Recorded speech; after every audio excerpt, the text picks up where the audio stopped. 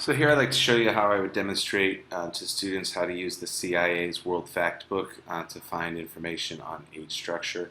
If you go to the link within the lesson, it'll take you to this page, World Factbook. It lists all countries alphabetically, and as you can see on this list, you can see the numbers here in terms of age distribution. But if you go into a country, let's go into Armenia here.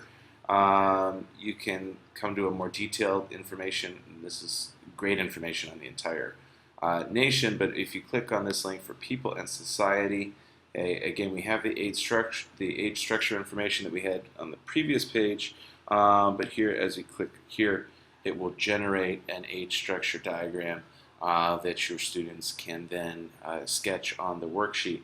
Again, if you prefer, you can have them generate their own age structure diagram just based on this information here.